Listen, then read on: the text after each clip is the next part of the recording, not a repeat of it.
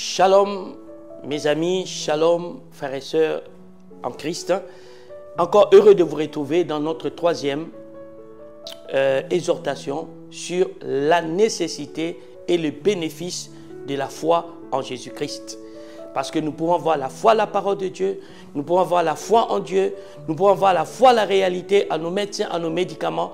Et chaque foi apporte une solution, apporte quelque chose dans nos vies. Mais qu'est-ce que ça apporte la foi en Jésus? Qu'est-ce que cette foi a de particulier quand nous nous engageons à croire en Jésus-Christ? La Bible dit, or sans la foi, il est impossible d'être agréable à Dieu. La foi déjà permet que nous devenions des amis ou être agréés par Dieu. Car il faut que celui qui s'approche de Dieu croit que Dieu existe et qu'il est le rémunérateur de ceux qui le cherchent. Donc, la foi commence déjà à croire à l'existence d'un créateur. La foi commence à croire à l'existence d'un créateur, et pas seulement d'un créateur, et à croire aussi à sa volonté, à croire aussi à ses desseins, à ce que lui, il veut pour nous. Et qu'est-ce que ce créateur veut pour nous, pour que nous soyons ses amis et qu'il puisse nous rémunérer? Dans le livre de 1 Jean au chapitre 3, verset 23, il nous est dit, c'est ici son commandement, que nous croyons au nom de son Fils Jésus-Christ et que nous nous aimions les uns les autres selon le commandement qu'il nous a donné. Donc le Créateur, le Dieu, comme la Bible dit, sans la foi, il est impossible de lui être agréable. On peut pas être ami à Dieu, on ne peut pas être approuvé par Dieu. Ce Dieu nous donne un commandement, ou nous donne un nouveau commandement. Et ce commandement commence par quoi? Il commence d'abord par la croyance au nom de son Fils Jésus-Christ. Que vous soyez musulman, que vous soyez bouddhiste, que vous soyez catholique, que vous soyez protestant, que vous soyez blanc, noir, jaune, je ne sais pas qui, votre Créateur a établi un commandement. Un commandement commence par croire au nom de son Fils et après de nous aimer les uns et les autres. Et un commandement, c'est un impératif.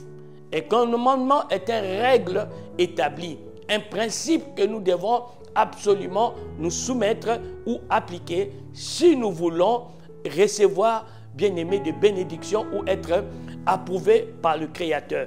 Et son commandement est que nous puissions croire au nom de son Fils Jésus-Christ.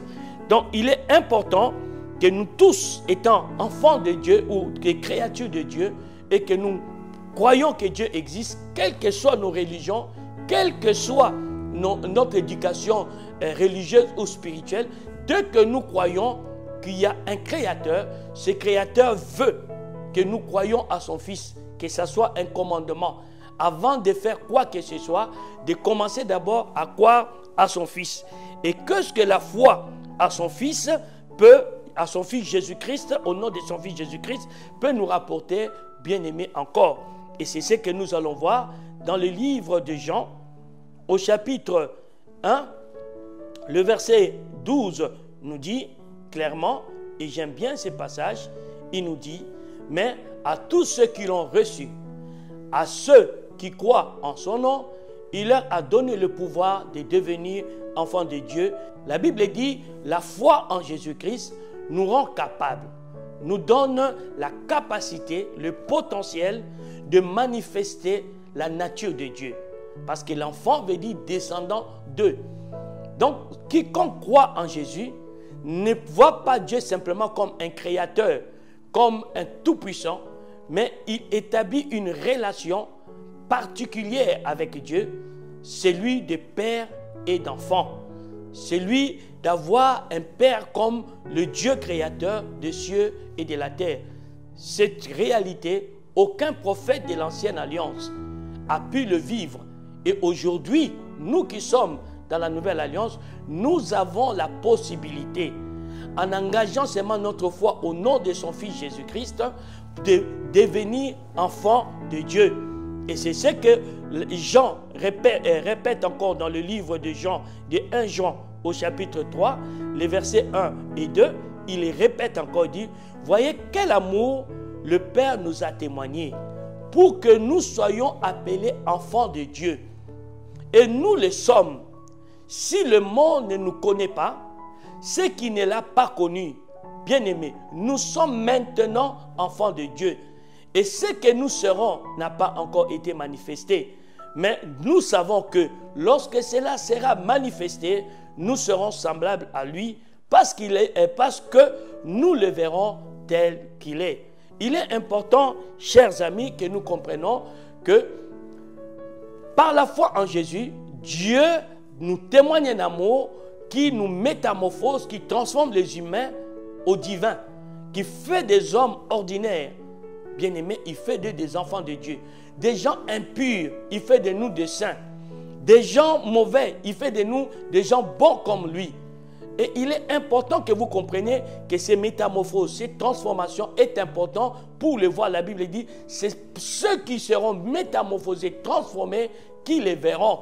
Et Dieu nous fait ces privilèges pour que nous soyons appelés enfants de Dieu. Et l'apôtre Pierre dira, pour que nous manifestons la déité, nous devenons les participants de sa nature. Selon 2 Pierre chapitre 1, versets 3 et 4, on dit que Dieu va très loin. Il veut que nous soyons des participants de sa nature. Dans 1 Jean 4, verset 17, il veut que nous soyons comme lui l'est, tel qu'il est au ciel. Il veut que nous soyons ainsi sur terre.